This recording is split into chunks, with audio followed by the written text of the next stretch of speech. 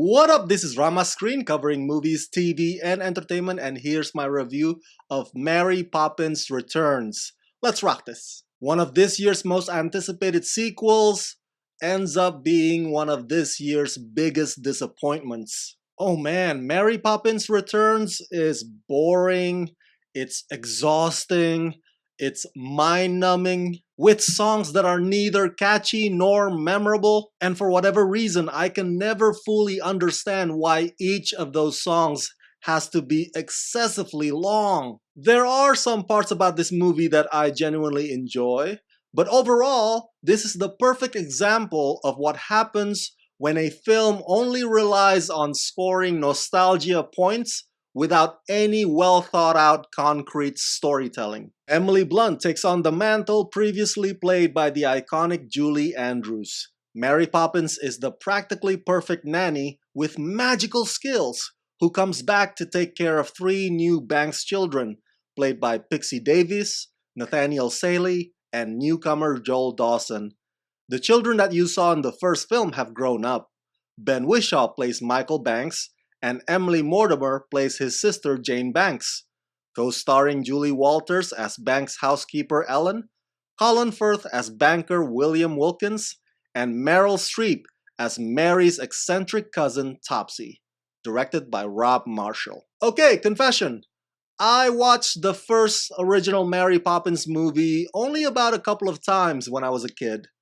I actually was planning to re-watch it again in anticipation of this sequel, but I just got too busy, man. My point is that I only remember bits and pieces about the original movie. So some of you out there may be able to do a better job at comparing the two movies and comparing the two versions of Mary Poppins. But let me tell you this much. I actually like Emily Blunt's take or approach on this iconic character. Obviously, Emily Blunt can sing and she has a wonderful singing voice, so there's no problem there.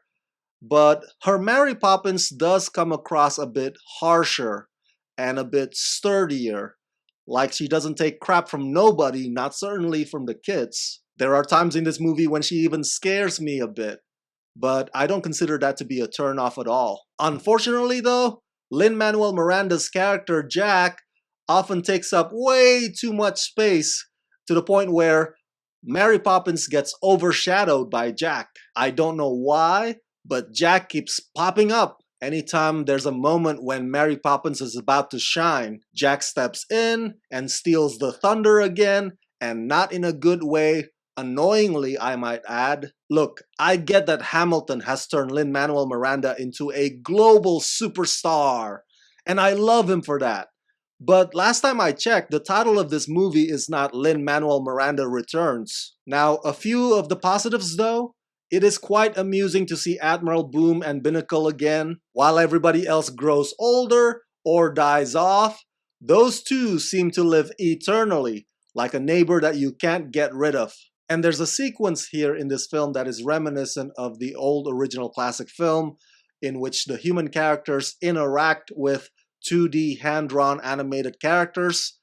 That sequence is done quite pleasantly and seamlessly. But again, unfortunately, as a musical, many of the songs featured in this film, composed by Mark Shaman and Scott Whitman, they just don't have the lasting hook that the songs by the Sherman Brothers had. And the placement of those songs in this movie just doesn't feel like they are a part of the character's journey. Not to mention that the film has more than a few instances when certain things would show up or get brought up without it being resolved or addressed later on. I get the sense that the movie is self-aware of its own weaknesses, so it keeps throwing you nostalgia red meat or nostalgia bone, hoping that you would then focus your attention on those shiny objects and forget about all the film's shortcomings. All in all, watching Mary Poppins Returns is like riding the world's worst merry-go-round. So that's it, that's my review of Mary Poppins Returns. Share your thoughts in the comment section below and share this video with all your friends on the YouTubeverse.